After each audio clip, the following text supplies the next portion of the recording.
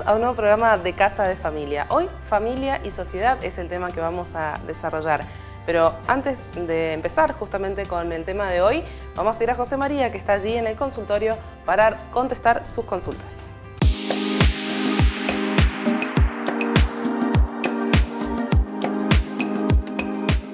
Muchas gracias, Anita. Una mamá que consulta, que dice que muchas veces se encuentra gritando y tratando a sus hijos de un modo que ella piensa por ahí para castigarlos, que por ahí es un poco violento, entre comillas. A mí me parece que hay que distinguir, acá me parece que intenta mostrar o preguntar cómo castigar a sus hijos. Me parece que el tema del castigo es un tema importantísimo, pero que tiene que estar engarzado o dentro de un sistema normativo de una familia, donde tiene que haber normas muy claras. Entonces, para poder corregir, yo primero tengo que tener una norma donde el niño pueda entender qué es lo que tiene que hacer y qué es lo que no tiene que hacer y qué está bien y qué está mal.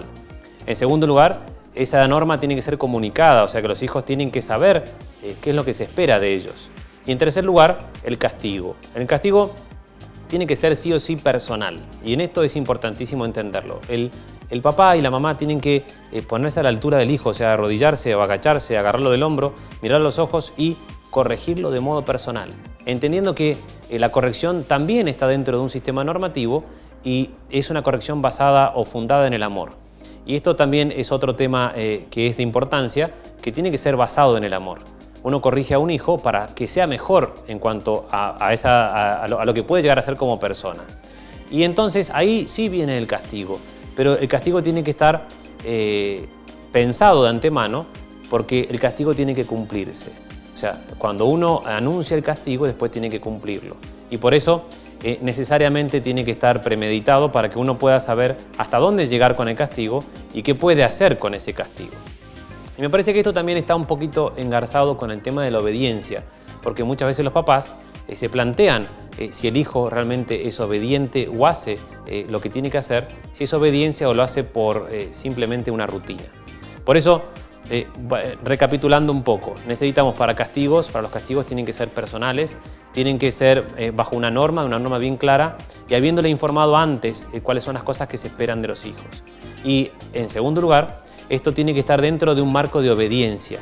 Y esa obediencia es adherir esa voluntad a esa persona que manda. Pero para poder hacerme obedecer, necesito demostrar que yo soy el que tiene la autoridad. Eso quiere decir que tengo que tener la autoridad conferida por Dios y ejercerla como tal. Así que espero que les haya servido y volvemos con Ana para continuar con el programa. Muchas gracias.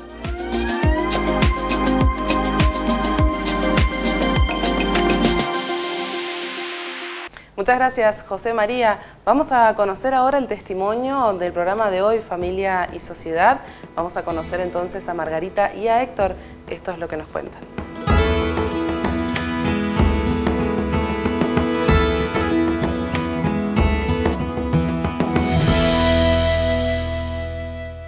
Bueno, nuestra familia está constituida por nosotros y dos hijos que nos acompañan en la tierra y uno en el cielo, que nos ayuda.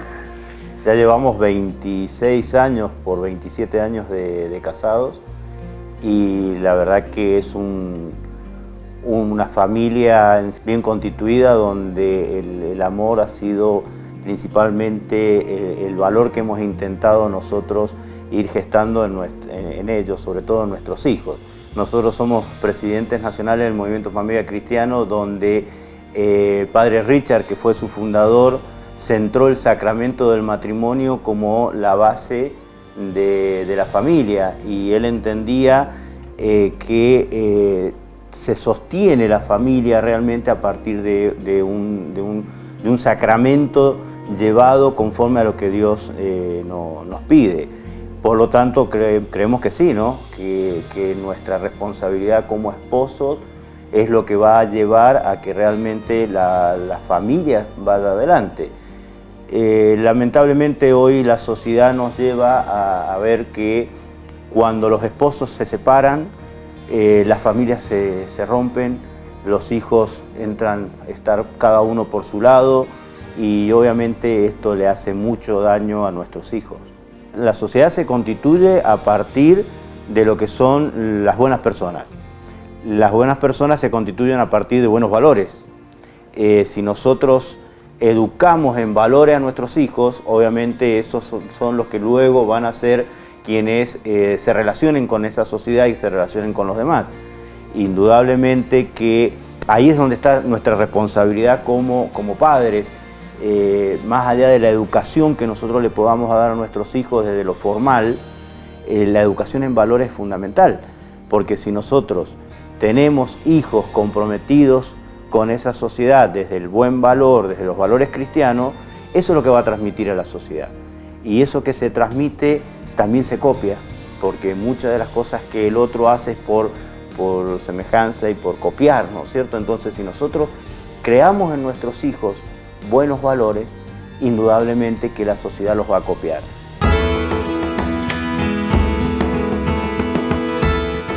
Lo que se ha perdido ahora por ahí es la paciencia, digamos, ¿sí? No tenemos paciencia, no tenemos tolerancia.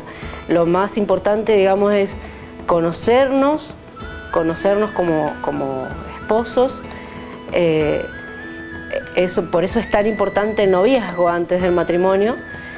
Y una vez que nos conocemos, que sabemos que podemos llevarnos bien y que tenemos las mismas expectativas, el mismo hacer un plan de vida y que sea coherente para los dos. Es fundamental el proyecto de vida. Es decir, en esto el noviazgo es tan importante porque es lo que va formando el proyecto de vida que tengo para luego cuando llegue al sacramento. En este proyecto de vida y tener tolerancia y saber perdonar, es lo más importante. El diálogo, charlar, tomarnos tiempo, aunque tengamos ya chicos, tomarnos tiempo para estar juntos, para conversar las cosas importantes. Por ahí el que se casa quiere, entonces vivir solos, digamos, es muy importante, le hace muy bien cuando hay terceros en el medio se complica, entonces la pareja tiene que tratar de estar solo y si no, los problemas tratarlos solos, o sea, resolverlos solos. Indudablemente que para que el matrimonio joven se afiance, tiene que tener ese previo afianzamiento y conocimiento en el noviazgo.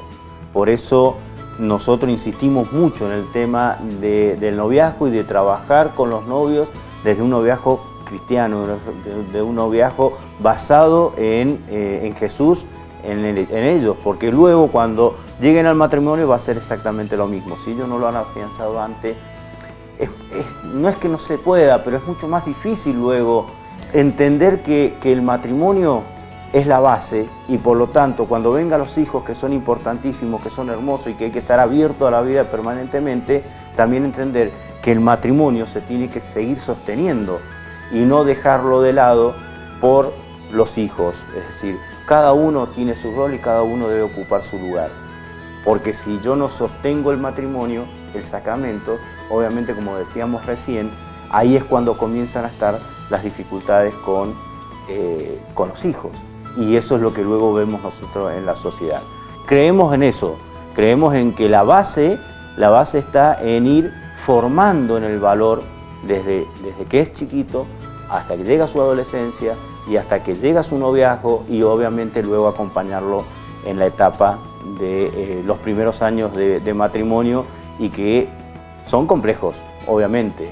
Alguien decía por ahí que cada uno viene con una mochila y que dentro de esa mochila tiene diferentes cosas personales y que obviamente es muy difícil sacarse esa mochila de un momento a otro.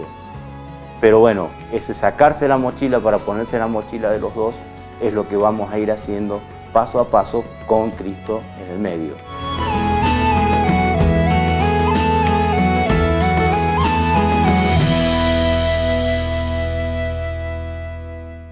Agradecemos a Héctor y a Margarita por el testimonio que a veces cuesta dar, ¿sí? Pero que siempre edifican, ¿no? Los testimonios son para seguir y justamente eso es lo que buscamos un poco con los testimonios del programa, de poder contagiar a los demás a que imiten, no solamente a ellos, sino por ahí que saquen ideas que puedan ver, a ver cómo pueden... O que se sientan identificados también. Sí, no, claro que sí. La verdad que interesante. Muchas gracias a Héctor y a Margarita por compartir su testimonio. Así es. Nos vamos a ir ahora a la primera pausa de este programa de Casa de Familia, hoy con el tema familia y sociedad. Ya volvemos.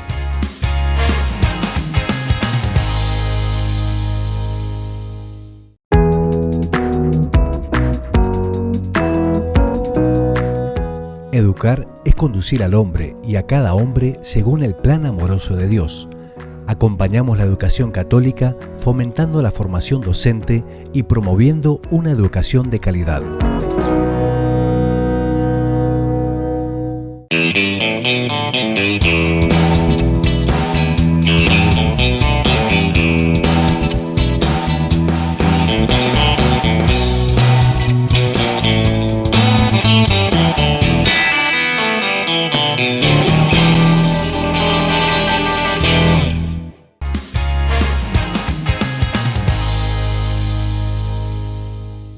Continuamos aquí en Casa de Familia con el tema familia y sociedad. Hemos escuchado el testimonio, ya hemos compartido el testimonio de Margarita y de Héctor y bueno, vamos a tratar de desandar este camino de la familia, bueno, con su rol social, ¿no?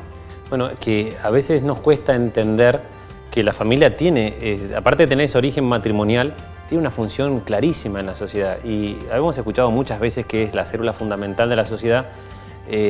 Y por eso necesitamos familias fuertes para poder, y matrimonios fuertes para poder sacar adelante una sociedad que sea más justa, más equitativa, más digna, una sociedad que busque el bien común de todos. Y eso es un poco lo que plantea un estudio que se hizo en Princeton, que se reunieron una serie de catedráticos de distintas áreas, desde historia, sociología, filosofía, etc., y que marcaron 10 principios, que son conocidos como los 10 principios de Princeton, de la familia, que la familia realiza en la sociedad. Entonces me parece interesante poder ir viendo cada uno de estos puntitos, ir tomando algunas notas, digamos, tampoco es desarrollarlo en profundidad, pero para aquellos que quieran pueden buscarlo, pueden investigarlo y pueden ampliarlo, ¿sí? El primer principio que plantean acá es principalmente que el matrimonio es una unión personal para toda la vida entre un hombre y una mujer. Y acá marca principalmente lo siguiente. Primero, es una unión personal, ¿sí? Y esto es importante, y es de un varón y una mujer y es para toda la vida. A veces es difícil congeniar varón y mujer, ¿sí? Porque los varones somos muy distintos a las mujeres y las mujeres te habrás dado cuenta que son muy diferentes a los varones. Y entonces, hasta incluso biológicamente somos muy distintos, desde cómo respiramos, la respiración torácica en el caso de la mujer, la respiración abdominal en el caso del varón, la distribución de la grasa, la distribución del vello, la distribución, el desarrollo muscular, somos muy distintos biológicamente, absolutamente distintos. Ni hablar de la organización cerebral, somos absolutamente distintos también. La mujer, por ejemplo, tiene un cuerpo calloso, que es lo que une los dos hemisferios, que está mucho más desarrollado y tiene mucha más interconexión entre los dos cerebros. Por eso puede intervenir en otro montón de cosas y a nosotros por ahí los varones nos cuesta, hacemos solamente una sola cosa. Pero también, por ejemplo, cómo vemos los colores. Las mujeres pueden ver una gama enorme de colores y los varones solamente siete colores, más negro, marrón y blanco. Pero no es porque querramos, sino porque nuestra área cerebral en el lóbulo occipital está desarrollada de tal modo que nosotros solamente podemos ver eso. Entonces, cuando nos mandan a buscar el blazer azul, nosotros siempre traemos uno y se resulta que no era. Y eso sí, suele suceder. En cuanto al desarrollo psicológico, también somos absolutamente distintos. Por eso también en el modo de pensar somos distintos. La mujer piensa de un modo distinto que el varón. Y el varón, por ejemplo, tiene un razonamiento o una comunicación más de tipo lineal y la mujer más de tipo interpretativa. Y entonces cuando vuelve la mujer de la peluquería y le dice cómo me queda el corte, automáticamente el varón no sabe qué decirle, si corto o largo, si le quedó bien o mal, porque automáticamente cualquier cosa que le diga puede ser usado en su contra. Entonces te queda muy bien y salta con que me querés decir otra cosa. Esa interpretación que tiene la mujer es propia y también esa intuición es propia. Y gracias a esa intuición los pediatras pueden trabajar. Si no, no podrían descubrir qué es lo que tienen los hijos, porque las madres intuyen un montón de cosas. Y esto esto hay que entenderlo bien claro. ¿Por qué? Porque el matrimonio está fundado justamente en esta diferencia. Son varones y son mujeres absolutamente distintos y pensamos de modo distinto, nos movemos de modo distinto, caminamos de modo distinto, pero en esta doble modalización varón-mujer es donde se da esa complementariedad. Y el varón y la mujer tienen la misión conjunta de la familia y la cultura, ambos. Y ven la realidad de modo complementario. Y por eso es importante este primer principio que plantea que el matrimonio es una unión personal de un varón y una mujer y es para toda la vida. En segundo lugar, aporta los principios de Princeton, dicen que el matrimonio es un bien humano de ideas profundas que eleva y perfecciona nuestra naturaleza social y sexual. Y esto también es importante, entender que si bien nosotros somos sociales por naturaleza, esta complementariedad hace que esa riqueza social se vea enriquecida, digamos, volvemos a usarlo, pero es el matrimonio, por esta misma naturaleza social que tiene, hace que se vea reflejado en la sociedad de modo global y muestra esta fidelidad que existe entre el varón y la mujer, esta permanencia del matrimonio, hace que eso se vea reflejado en la sociedad como sociedades más estables o más maduras. Otro de los principios que plantea es que, por lo general, los hombres casados, mujeres y varones, disfrutan más de la vida, tienen una vida mejor. Y se refiere principalmente a que el hecho de estar pensando en los demás hace que uno deje de pensar en uno mismo. Y eso hace indefectiblemente que uno se ponga en una actitud de dar y hace que sea más feliz en el sentido de que pueda darse a los demás. Y así va planteando distintos principios que me parece por ahí que el último principio que podríamos tocar es que el matrimonio sostiene la sociedad civil y promueve el bien común como capital social. Es el matrimonio el que va a dar este sustento, este sustrato, porque también da hijos, da prole, y es lo que hace justamente enriquecer una sociedad. Pero no solamente eso, sino que da hijos educados, da hijos formados, da hijos con virtudes. Y eso es justamente lo que hay que lograr, una sociedad más justa, una sociedad con más virtudes sociales, nacen de una familia inevitablemente, y una familia que está bien formada y que educa a cada uno de los hijos en este sentido social. Así es. Bueno, y allí un poco radica la frase con la que siempre cerramos nuestros programas, y es que trabajamos para la familia como la institución más importante también de la sociedad, ¿no? Y es innegablemente lo más importante, y eso lo vemos, muchas veces nos damos cuenta cuando vemos lo contrario. O sea, todas las políticas nacionales o internacionales que atentan contra el matrimonio y la familia, justamente lo que van haciendo es debilitar la sociedad. Y muchas veces lo vemos por la negativa en vez de ver por lo positivo. Y tampoco muchas veces colaboramos en que existan políticas a nivel nacional o internacional que favorezcan la familia y el matrimonio. Así es. Bien, nos vamos a ir a la segunda pausa en este programa. Recuerda que siempre puedes ponerte en contacto con nosotros, hacer llegar tus preguntas y tus comentarios e incluso consultas que José María puede resolver aquí en el consultorio familiar. Nos vamos a la pausa.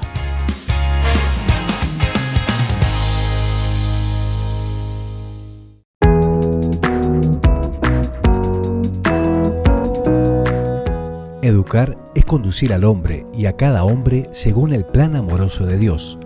Acompañamos la educación católica fomentando la formación docente y promoviendo una educación de calidad.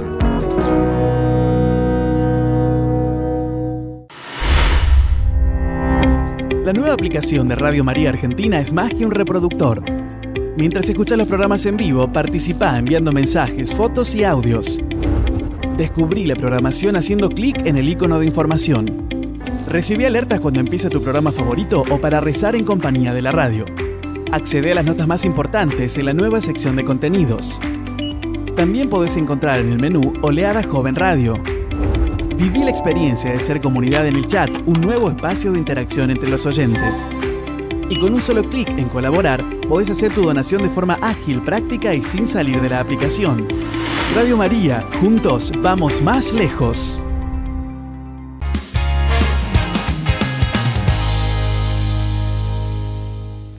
Seguimos en Casa de Familia y vamos a ir directamente a la palabra de otro de los especialistas que nos está acompañando. en este programa sobre familia y sociedad. Se trata de Rafael Díaz Dorronsoro, él es catedrático de la Universidad de la Santa Cruz allí en Roma y nos comparte lo siguiente.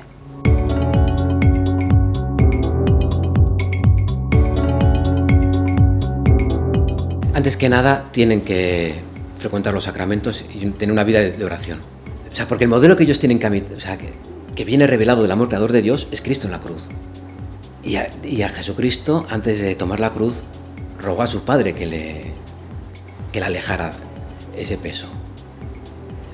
En ese acto de amor renueva, ¿no?, su entrega a cumplir la voluntad de su Padre por amor a nosotros, ¿no?, y por amor a su Padre.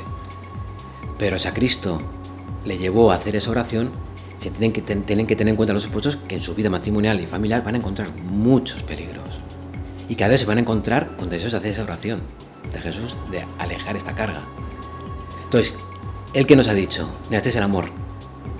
Esa es la medida del amor de Dios. Pero sin mí no podéis hacer nada. Francisco insiste, un amor que pueda prometerse con esa totalidad solo puede darse entre dos personas si está fundamentado en el amor de Dios, que es siempre fiel y exclusivo. Por lo tanto, en primer lugar, frecuencia de sacramentos y mucha oración. Ellos tienen que darse cuenta que desde el momento que se casen, ya no viven para sí, viven para el otro. Ya no se pertenecen al otro. San Pablo lo dice claramente, ya uno no eres dueño de su propio cuerpo. Y eso quiere decir de su propia persona, uno se ha entregado a la otra persona. Y entonces que hagan todo siempre con un nosotros. O sea, que decisiones que tienen que tomar, etcétera, siempre hacerlas en común. O sea, hay una cosa que yo puedo decir que hace mucho daño hoy. Por ejemplo, la gente quiere casarse cuando está todo ya, como digamos así, todo bien controlado. O sea, estamos los dos trabajando, tenemos casa, etcétera, y por lo tanto nos casamos en el momento en que podemos seguir viviendo como antes, pero juntos. Pero viviendo como antes. Y eso, sobre todo, por ejemplo, las personas que viven antes del matrimonio juntos, les produce un gran daño. Porque el día que se casan, en el fondo, ¿qué ha cambiado? Nada, siguen como antes. Vivimos igual que antes, sí, ahora nos hemos casado, pero de un día a otro, ¿qué ha cambiado? Nada. Todo sigue como antes. Claro, y no sigue como antes cuando se han casado. Entonces, por ejemplo, casarse cuando todavía hay alguna dificultad que tienen que afrontar ya juntos, pues por ejemplo la dificultad económica, o oye, ¿cómo vamos a pagar aquí el pisito este? Vamos a encontrar dificultades, etc. Bueno, eso ayuda también mucho, lo digo en serio, a que decir, bueno, a que estamos juntos y tenemos que afrontar juntos una dificultad, un problema, y vale la pena. Porque eso une, que no tengan miedo a tener esa, de decir, bueno, vamos a empezar a no esperar que esté todo amarrado, todo bien dispuesto, todo, de modo tal que el matrimonio al final es como dos que vivían por separado, empiezan a vivir juntos, sino que ya desde el principio hay algo que tienen que construir ellos juntos. Y a veces el tener que afrontar una dificultad, eso ya les une desde el principio. Y un consejo que doy, que desde el principio se abran a una vida. O sea, esos matrimonios que se casan diciendo, bueno, tendremos un niño dentro de 5, 6 años, 7 años, ¿no? Porque yo quiero primero realizarme profesionalmente, etcétera. Ya empiezan mal. Porque precisamente desde el principio que se den cuenta que el matrimonio es una cosa que somos dos. Es una vida que ya no es simplemente mi vida, tu vida, que ahora estamos bajo el mismo techo, pero dos vidas individuales, sino que somos una sola vida, un proyecto común, y el proyecto común es el hijo, es la familia. Entonces, si dos personas se casan, pero van a retrasar ya desde el principio el niño, la venida del primer hijo, se casan con la mentalidad de que somos individuos que vivimos bajo el mismo techo. Pero no porque nos hemos entregado y por tanto tengo que vivir para la otra persona, precisamente porque tenemos ese proyecto común, somos una cosa que se manifiesta y se encarna en el hijo. Yo el consejo que siempre doy a los esposos es amaros. Amaros. O sea, no tengáis miedo a amaros. Por lo tanto, que se amen desde el principio sin miedos. Y que si viene un hijo, será un bien. Y que solamente decidan, precisamente, retrasar el nacimiento del hijo cuando objetivamente hay un motivo grave en el cual ven conveniente en esa procreación, en la paternidad responsable, el retrasar el nacimiento. Pero el retrasarla, o sea, no es el no quiero más hijos, sino ahora mismo en estas circunstancias particulares no conviene, parece que no nos conviene en la presencia de Dios no tener un hijo, por lo tanto, manifestaciones de amor según los métodos naturales. Pero no es un no absoluto, sino mientras hay circunstancias. Pero ahora, cuando no se dan esas circunstancias, amaros sin miedo. Lo dice San Juan, ¿no? Quien teme no es perfecto en el amor. Entonces, que se case sin miedos. Por lo tanto, con esa manifestación del amor, con los actos propios de los esposos, sin miedos.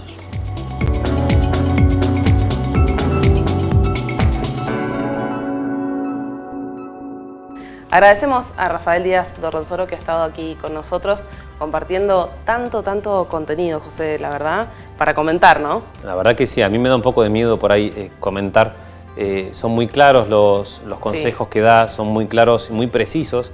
Y teniendo en cuenta que el amor matrimonial sí o sí tiende a la unidad, y lo que marca todo el tiempo es volver a esa unidad, a ese amor total que después se refleja en los hijos, que después se refleja en la sociedad, esa entrega total y sacrificada de uno por el otro. Ser una sola cosa, dice. Ser una sola cosa, pero imagínense si volvemos al principio, somos muy distintos, pero tenemos que ser una sola cosa, y eso es lo más difícil de poder lograr esa totalidad, ese ser una sola carne, ¿no?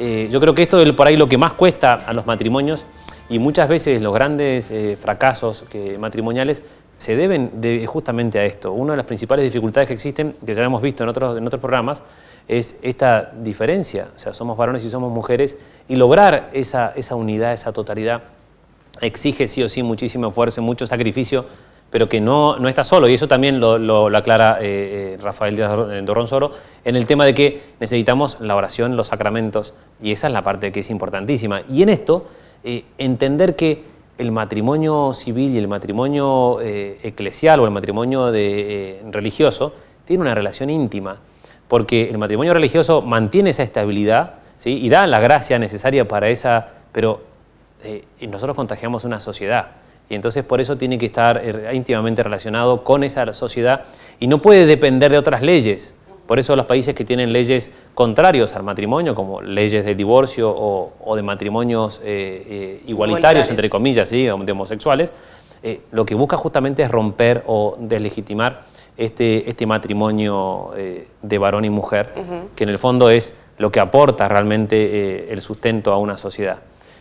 Son muchas cosas las que va poniendo, pero me parece también... Sí, hay algo que resalta él, y es esto de ahora que está muy de moda, que las parejas convivan, digamos, y que después se casan. Y bueno, no ha cambiado nada y sí ha cambiado todo, dice él. Exactamente, y eso también va mostrando, hoy está aprobado en Argentina, las uniones convivenciales tienen el mismo valor que un matrimonio, y eso está demostrado que no es así, porque las uniones convivenciales, por más que legalmente tengan una cierta estabilidad, no es para toda la vida. No es lo mismo decir yo quiero amarte para toda la vida, y no es lo mismo que decirte, bueno, te voy a amar hasta el martes que viene o el jueves que viene. La unión convivencial no tiene ese marco de perpetuidad de que sea para toda la vida. Y eso el matrimonio lo tiene, y eso es lo más interesante que también planteaba el padre Rafael en eso, ¿sí? De que esto no hay que tener miedo, hay que largarse, porque uno no conoce el futuro, uno no sabe qué va a pasar más adelante, pero lo importante es que uno tiene que saber que esto que fue instituido por Dios también, el matrimonio, fue pensado para la felicidad incluso del varón y de la mujer en esta complementariedad. Y sabiendo que a pesar de ser diferentes, si nos amamos, podemos ser uno solo. Y eso es lo más interesante de todo esto. Así es, y creo que el cierre es el todo, ¿no? Amarse, y él lo dice muy claramente, así que nos vamos a quedar ahí con todo lo que Rafael aportó hoy a este programa. Bien, estamos cerrando, José María, justamente. Agradecemos a los que aportaron su testimonio y a Rafael también por sus consejos. Así es. Nos vamos a despedir hasta el próximo programa de Casa de Familia, siempre recordando que trabajamos justamente para la institución más importante que tenemos, que es la familia. Nos vamos. Hasta el próximo programa. Hasta luego.